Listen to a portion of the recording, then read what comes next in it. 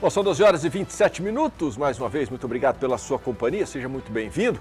Lembro você que acompanha o programa Agricultura BR além do canal do Boi, também pelo nosso portal sba1.com, também pelas parabólicas e também pela Claro e Nest TV. E para você que está na região aí de fronteira do Brasil com o Paraguai, acompanha toda a programação do Sistema Brasileiro do Agronegócio também pelo sinal da NEL TV. Bom, e depois de um final de semana prolongado nos Estados Unidos, devido ao feriado de 4 de julho, dia da independência norte-americana, o mercado operava em baixa de 3,66% para a soja e em 4,48% para o milho na Bolsa de Chicago. É fato que os operadores de mercado ignoraram o relatório de acompanhamento de lavouras, que trouxe uma área menor para a soja frente ao que se imaginava antes. O foco atual está mesmo na agenda do mercado financeiro, na guerra criada com a invasão russa à Ucrânia e a baixa sinalização de demanda chinesa por soja nos Estados Unidos. Diante desses fatos, a soja recuou muito na última semana. Sobre estes temas, o Fabiano Reis, titular aqui do Agricultura BR, conversou com o analista de mercado. Confira aí. A Agricultura BR agora traz para você informações, primeiramente a respeito de mercado de soja. Hoje é um dia que o mercado não tem a referência internacional, um dia de poucos negócios. Mas tivemos uma semana, a última semana, no qual houve a confirmação de uma área menor do que aquela que se esperava com soja nos Estados Unidos, apesar de termos ainda outros levantamentos que vão confirmar ou não que essa área foi reduzida, e muita atenção para o clima norte-americano, também em torno do que ocorre com a demanda chinesa, entre outras questões. Para falar a respeito deste assunto, eu vou conversar agora pela internet com o Cristiano Palavro, que participa do programa conosco. Ele que é analista da Pátria Agronegócios, está ao vivo com a gente. Cristiano, olha, foi uma semana de muita pressão negativa, essa última semana, sobre os negócios com soja. Como que você define esses 3 dias finais e por que um relatório teoricamente positivo não gerou uma movimentação de alta para mercado, ou pelo menos de estabilidade com soja em Chicago? Boa tarde, seja bem-vindo. Boa tarde, Fabiano, obrigado pelo convite novamente.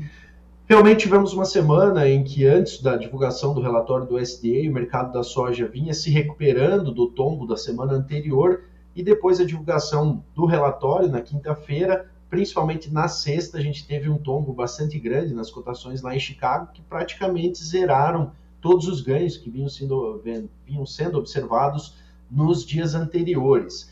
Essa movimentação negativa, ela se dá primeiramente pela notícia, da realização de um relatório extra, no mês de agosto, um novo levantamento sobre as condições, principalmente em Minnesota e nas Dakotas, onde o plantio ainda não tinha sido finalizado e que pode trazer essa área plantada um pouco superior à projeção de quinta-feira, mas o mercado segue sobre a atenção, principalmente pelo lado da demanda. Realmente, cada vez maior o risco de uma desaceleração das principais economias globais. Isso já vem acontecendo na China. Nos Estados Unidos, apesar de dados ainda mais sólidos em relação à economia, já há uma grande preocupação com uma possível recessão técnica já nesse segundo trimestre do ano, recessão técnica que seria configurada aí por 2 trimestres seguidos de queda no PIB, frente aos períodos anteriores, mas é essa preocupação com o mercado financeiro em geral que segue colocando um tom baixista no mercado. Além disso, hoje, nessa segunda-feira, sem a referência de Chicago, a gente tem olhado mais para as bolsas asiáticas e há uma pressão negativa vinda também aos preços do óleo e que acabam se refletindo também sobre o grão de soja. O óleo de palma, que é o principal concorrente do óleo de soja no globo, usado principalmente na Ásia, ele já caiu 43%, mais ou menos, em relação aos picos de preços que eram negociados no mês de março. Só hoje, na Bolsa da Malásia, o óleo de palma caiu mais de 7%, e isso deve exercer alguma pressão negativa quando os negócios em Chicago retomarem amanhã.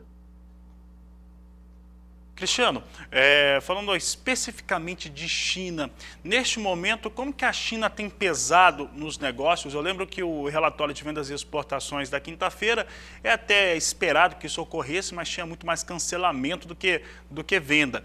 E não tinha muita presença chinesa, aliás, a gente não tem visto naqueles levantamentos, aquelas divulgações diárias do Departamento de Agricultura norte-americana.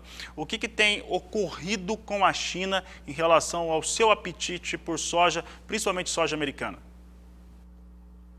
A China realmente nos passa alguns sinais dúbios. Primeiro, a gente tem realmente uma desaceleração das compras. Os chineses foram mais agressivos na compra entre os meses ali de maio e junho. Essa soja chegando lá deu uma amenizada na necessidade de soja importada para destinação às indústrias. Eles estão com um volume de cobertura de compras já elevado para o mês de julho, para o mês de agosto, portanto isso já naturalmente diminui o apetite dos chineses. As margens de esmagamento de soja importada por lá também estão muito pressionadas, o que acabam afastando o apetite do chinês, porém há alguns pontos positivos a gente analisar nesse momento também. O primeiro ponto positivo é que as margens da suinocultura, principal consumidora de farelo de soja, são margens que vêm crescendo nas últimas semanas e seguem em crescimento nesses últimos dias. Isso dá aí um teor de que esse apetite por compras pode ser retomado nas próximas semanas. E um segundo ponto que também é positivo é que os chineses consumiram boa parte dos seus estoques estratégicos de soja. Se eles tiverem um momento de preços adequados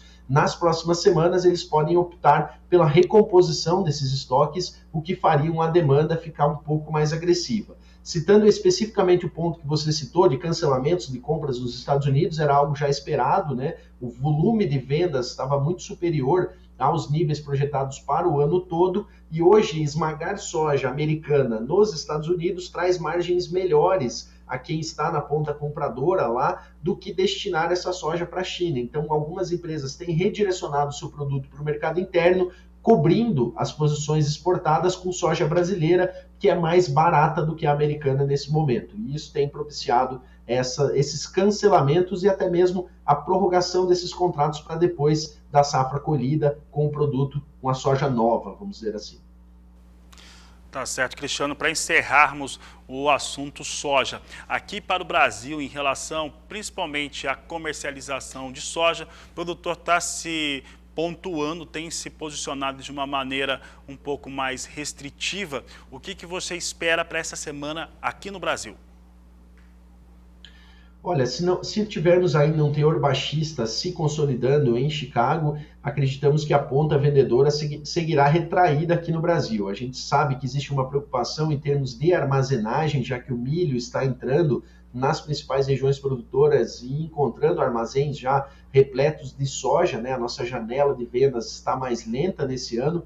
Na nossa visão, o produtor seguirá segurando essa soja. Alguns já têm até colocado essa soja em bolsões para realmente carregar essa soja um pouco mais para frente, principalmente a partir de setembro, colocar esse produto no mercado. O produtor que tem despesas mais curtas, que precisa fazer negócios, esse produtor não tem muito para onde correr, mas a gente vê que grande parte deles tem dado preferência para a execução dessa necessidade de capital com o milho recém-colhido, buscando aí, às vezes, trazer esse milho para o mercado nesse momento e buscar operações em bolsa, buscar outras alternativas que o deixem participando no mercado daqui em diante.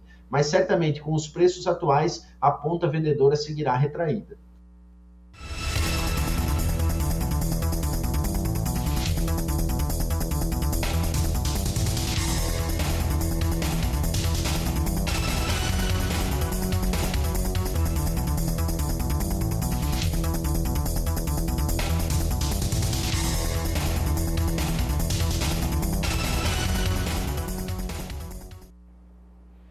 Bom, você viu aí a cotação da soja em algumas regiões do Brasil, mas nós vamos trazer agora atualizações para o mercado futuro da soja na Bolsa de Chicago.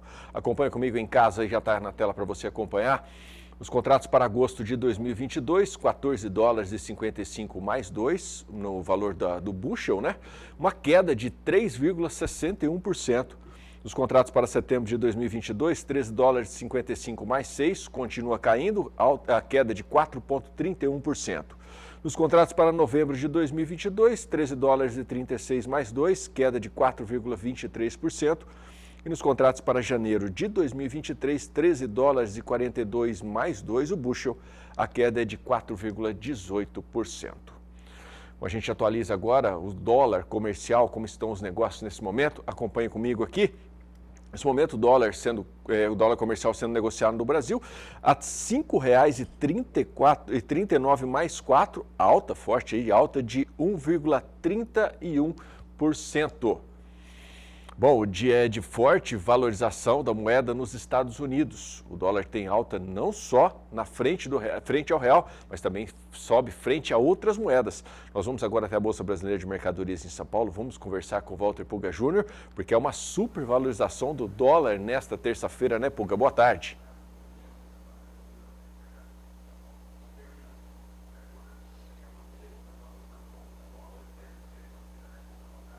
Boa tarde a você, boa tarde a todos. Olha, de fato, o dólar renovou os seus valores mais altos dos últimos 20 anos. Agora, opera na faixa de 5,39 mais 70, praticamente 5,40, mas hoje passou de 5,40 agora há pouco. Portanto, o dólar tem uma forte valorização frente ao real e não é diferente frente a outras moedas do mundo. Até porque o dólar index, agora há pouco, passava de 106 mil pontos. Há mais ou menos 2 meses, ou pelo menos umas 5, 6 semanas, o dólar índice operava na faixa de 104 mil pontos, mas agora já opera acima de 106.400 pontos. Tem uma alta agora de mais de 1,5%, ou seja, nós temos aí o dólar com forte valorização também frente ao euro, frente ao dinheiro japonês, o iene, frente também à libra. A perspectiva é de uma forte valorização do dólar daqui para frente. E por que isso ocorre? Ele é influenciado pela perspectiva em todo o mundo de uma recessão econômica, né? Ou seja, está como claro, né? Está claro para o mercado agora que nós teremos uma recessão econômica. E essa recessão virá logo, portanto, há uma corrida para o dólar em todo o mundo. A busca, né, dos chamados ativos líquidos, ativos de proteção, como o dólar. Quando o investidor tem algum problema de mercado, sente alguma, vamos dizer assim, alguma temeridade, né, uma recessão, ele corre para a moeda que tem maior liquidez, no caso, o dólar. Há também, no caso do real, situações específicas. Essa PEC dos benefícios que o governo pretende aprovar rapidamente no Congresso, concedendo aí benefícios para as famílias, né? E também aumentando aí, né, recursos destinados a dar suporte aos caminhoneiros, traz muita preocupação. Há a perspectiva de que os gastos estimados anteriormente em 41 bilhões de reais subam para 50 bilhões de reais com esse pacote de benefícios anunciado pelo governo federal. Tudo isso leva aí a uma valorização do dólar também frente ao real, acima da valorização de algumas das principais moedas do mundo, inclusive de países emergentes. Agora, o que acontece enquanto isso no mercado do petróleo é que essa recessão que provoca uma corrida, a princípio, para moedas que têm liquidez no mercado como o dólar, de outro lado, desestimula qualquer expectativa de manutenção do petróleo em alta. Portanto, há uma forte baixa para os preços de negociação do petróleo. Petróleo tipo Brent agora recua, neste momento, olha, 9,59%. Petróleo tipo Brent desaba para 102 dólares e 50 centos o barril. Até recentemente operava na faixa de 114 dólares, 115 dólares, cai agora para 102 dólares o barril. Uma queda, vou repetir, de mais de 9,5%. Petróleo WTI desaba também, já opera abaixo de 100 dólares o barril, a 99 dólares e 8 centos o barril. Para você ter uma ideia, o petróleo tipo WTI, né, que é referência Texas nos Estados Unidos, né, petróleo americano, queda de 8,62% agora no mercado internacional. O que ocorre é que se os mercados já negociam a futuro para setembro contratos de petróleo em forte baixa, é porque haverá a expectativa de que haverá uma redução acentuada no consumo de energia. Ou seja, a recessão está evidente para boa parte dos investidores, dos operadores do mercado financeiro em todo o mundo. Se isso ocorre, lógico, há uma corrida para o dólar e uma desvalorização das commodities em geral, notadamente commodity como petróleo. E essas são as principais informações, mas eu gostaria de acrescentar, Adriano, uma informação boa para quem está no Rio Grande do Sul. O Banrisul vai ofertar 7 bilhões de reais em crédito rural agora para a safra 2022-2023. O Banco do Rio Grande do Sul vai ofertar um recorde de 7 bilhões de reais em recursos para o crédito rural agora na safra 22-23, que começou nesses dias, né? 1º de julho, e que se estende até 30 de junho do ano que vem, 2023. Em relação à safra passada, esse volume que o Banrisul oferta, ele é 35% maior. Para quem trabalha no Sul e já tem possibilidade de obter financiamento lá no Banrisul, é uma perspectiva melhor do que tínhamos antes. Lógico, as taxas de juros subiram um pouco, mas o volume de recursos, pelo menos, aumentou. É com você, Adriano. Boa notícia, pelo menos, né, Pulga? Obrigado, ótima tarde para você.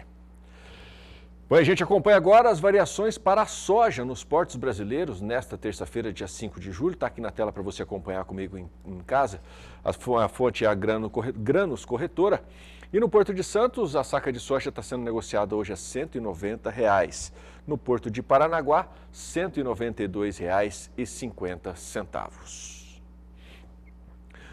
Bom, são 12h43, hora do nosso primeiro intervalo comercial aqui nesta edição do Agricultura BR. Fica por aí, a parada é rapidinha. Se quiser participar com a gente, põe o telefone na tela aí, ó, o pessoal participar, mandar a sua mensagem.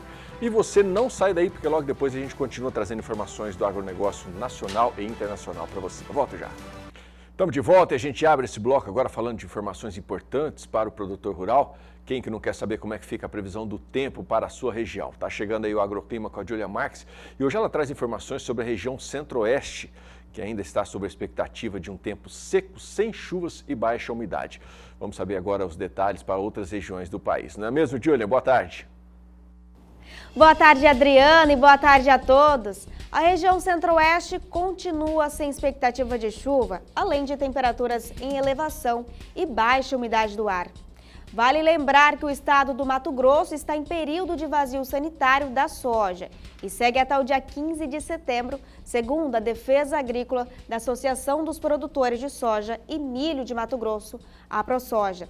Até o dia 18 de julho, não há expectativa de chuva para o sul do estado do Maranhão, favorecendo assim a colheita do milho segunda safra no sul do estado maranhense. Uma das localidades que estão na fase da colheita do milho segunda safra é a cidade de Tasso Fragoso, por lá sem sinal de chuva.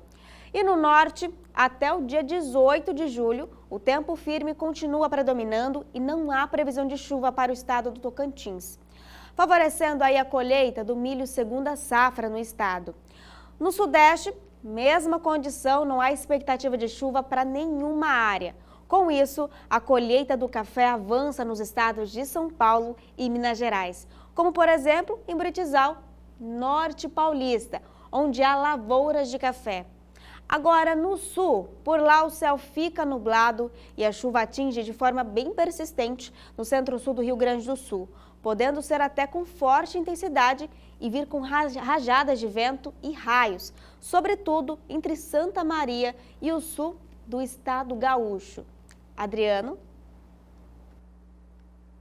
Valeu, Julian, obrigado. Eu lembro a você de casa que você acompanha informações do tempo real, também em tempo real, sobre o clima, lá no portal sba1.com. Bom, vamos acompanhar agora atualizações do milho na Bolsa Brasileira de Mercadorias. A B3 está aqui para você acompanhar comigo em casa nos contratos para milho para setembro de 2022. O valor negociado é de R$ 96,81 a saca, alta de 0,10%. Os contratos para novembro de 2022, R$ 103,78 a saca, alta de 0,08%. Os contratos para janeiro de 2022, R$ 86,97, alta de 0,25%. E nos contratos para março de 2023, R$ 85,67 a saca, a queda é de 0,48%. E você tem agora outras informações sobre a cotação do milho.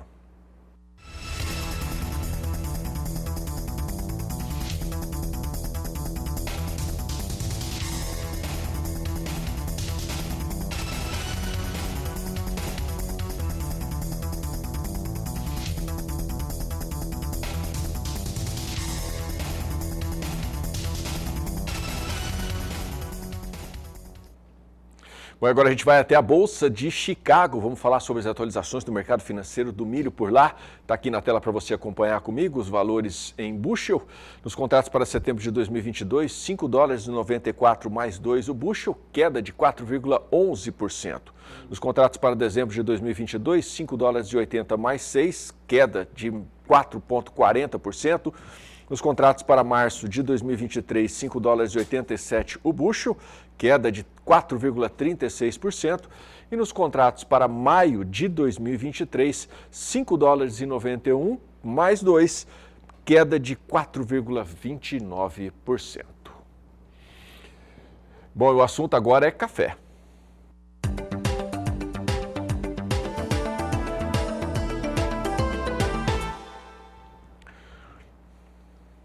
Bom, e ontem foi feriado, né, dia 4 de julho, nos Estados Unidos, considerado o dia da independência. Por esse fator, não houve negociações na Bolsa de Nova York para o café arábica. Sobre o mercado do café e as previsões para os cafeicultores do café Conilon, Fabiano Reis conversou com o analista de mercados Haroldo Bonfá, da Faros Consultoria. Confira aí. E o Agricultura BR agora traz em destaque as informações do mercado do café. Nós vamos falar hoje sobre café robusta, falar também sobre café arábica, lembrando que hoje é feriado nos Estados Unidos, dia da independência norte-americana, 4 de julho. Para falar a respeito das questões ligadas ao café, eu converso agora ao vivo pela internet com Haroldo Bonfá, que participa do programa conosco. Haroldo, obrigado pela sua participação aqui no Agricultura BR mais uma vez. Como que o mercado tem se posicionado, antes de falar de arábica, como é que ele tem se posicionado em Londres, principalmente em torno do café robusta, que é uma referência importante para o Conilon brasileiro. Boa tarde, seja bem-vindo. Boa tarde, Fabiano. Boa tarde a todos. O Conilon está sofrendo aí um problema muito grande. Por quê? A safra brasileira, que ainda não está bem definida quanto que vai ser, mas se falam assim, acima de 20 milhões, se falam até em 23 milhões de sacas, ele tem pressionado bastante o mercado. Mas eu não acredito que pressionou o suficiente. Nós estamos com números aí de café Conilon negociado no mercado interno a R$650, R$680 a saca. É um número assim bem significativo, né? Uma vez que toda essa pressão de entrega de café novo pressiona o mercado. Como que isso afeta, inclusive, a Bolsa de Londres, que faz esse balizamento para o nosso Conilon? Ele caiu, Londres caiu na sexta-feira, tem caído, está caindo agora, rompeu o nível de $2.000 a tonelada, é um nível super importante, esse rompimento para baixo, está agora 1998, ele tem várias explicações. Uma delas, eles estão usando que é o real. A desvalorização do real impacta severamente todas as negociações lá fora, uma vez que permite que o Brasil seja mais competitivo em termos de entregas de café lá fora no exterior, e com isso pressionando os preços para baixo. Além de tudo, nós temos aí os números que o Departamento de Agricultura americano soltou no começo do mês de junho, né, sobre o Vietnã, dizendo que eles vão colher basicamente a mesma coisa, 30 milhões de sacas, é 29.800 alguma coisa, mil sacas, né? São números estáveis, ou seja, ele está dentro do limite, dentro da oferta que existe mundial. Se você acrescer a entrada do Conilon brasileiro, né, ele vai aí então pressionar para baixo, que eu acho daí que está advendo toda essa pressão em termos de preços no mercado interno e no externo. Em relação a essa demanda interna aqui no Brasil, por esta variedade de café, como é que está esse processo, Haroldo? Ótima pergunta. Sabe por quê? Porque o Conilon foi tido como muitos, e durante muitos anos, como o patinho feio, né? Todo mundo classificava o Conilon como bebida neutra, ou até uma bebida inferior. E hoje nós temos aí uma classificação, nós temos até o Kill Graders, né? São árbitros internacionais que provam não só o nosso Conilon e o Robusta, né? Nós temos as duas subvariedades, e com isso temos tido assim, notas excepcionais. Ou seja, o Conilon utilizado no mercado interno, tanto na sua parte industrial, principalmente no solúvel, como no torrado moído, como também para consumo direto, ele tem sido muito utilizado e será muito mais ainda com esse processo de diferenciação de bebida, que é muito comum, muito importante e depende não só do cultivar, como também da qualidade e do modo como é feito a sua colheita. Ou seja, produtores, tenham muita atenção e tenham essa visão de diferenciar o seu Conilon. Há possibilidade, consulte o seu técnico agrícola e com isso você terá preços melhores e mais oportunidade de colocação do seu próprio café. Haroldo, falando de Conilon, nós temos a produção concentrada, principalmente no Espírito Santo, que é o maior produtor dessa variedade, e no mundo todo nós temos o Vietnã como o maior produtor do Robusta, dessa variedade específica do café Robusta. Como que hoje está essa oferta, principalmente vietnamita? Então, o Vietnã sofre vários problemas.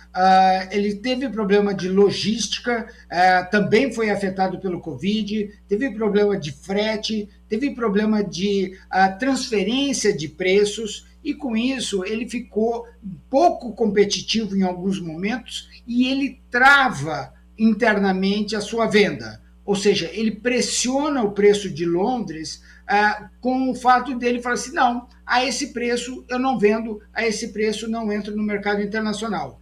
E com isso, ele consegue, em alguns momentos, essa pressão de alta. No entanto, a oferta fala mais alta. Então, como nós estamos vendo, essas quedas de preços sucessivas são pressionadas pelo aumento de oferta, ou seja, café disponível no mercado para fazer frente às necessidades, que são muitas. Como eu já disse, você usa tanto no solúvel, como no torrado moído, como no consumo direto. Haroldo, para encerrar aqui a nossa entrevista, eu vou fazer algumas perguntas sobre o Arábica. Nós não estamos tendo hoje a referência internacional dos negócios, feriado nos Estados Unidos, neste 4 de julho, portanto, não temos operação na plataforma da ICE. Por outro lado, nós temos um mercado que já vem andando, ele tem oscilado demais, essa oscilação principalmente tem, de certo modo, irritado o cafeicultor brasileiro, que tem visto ali muita oscilação, muita mudança nos preços pagos. Como que você diagnostica esse momento do café arábica que acaba refletindo sobre os negócios aqui no Brasil?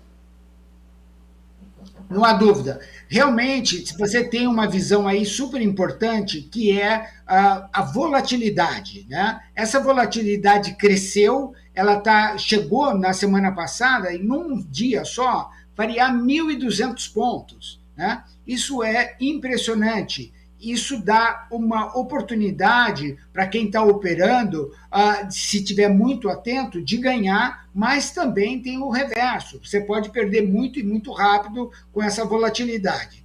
Ela não se definiu. Um número hoje de você falar entre 2,15 e 2,35, se ele ficar, Nova York ficar nesse range, ele está muito dentro do que se espera de mercado.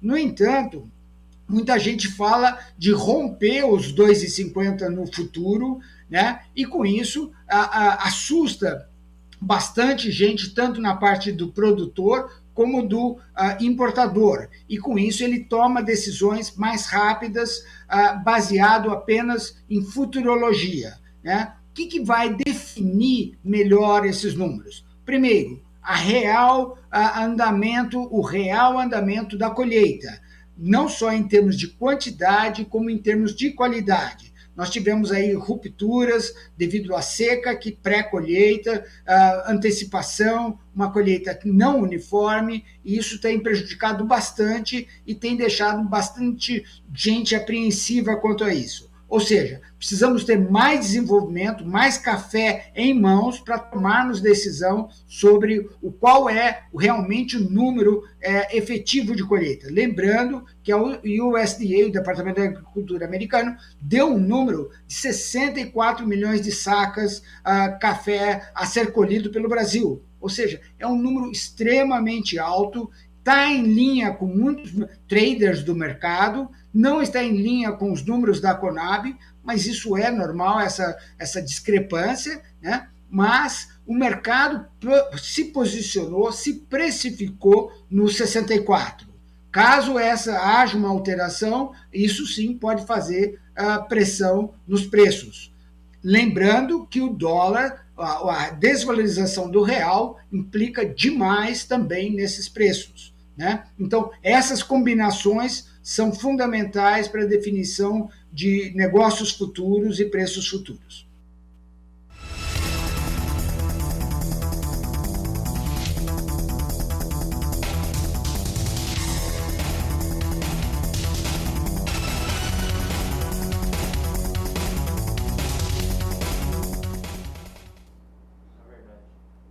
Bom, são 12 horas e 59 minutos, quase 13 horas já. Essa edição do Agricultura BR está ficando por aqui, porque você acompanha a partir de agora mais uma apresentação dos animais do De Olho na Fazenda, Nelore Aurora.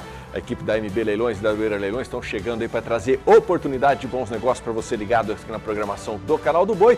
E logo mais, a partir das 16 horas, horário de Brasília, você retorna aqui, porque tem mais informações sobre a agricultura na terceira edição do Agricultura BR. Eu te espero. Até lá. Tchau, tchau.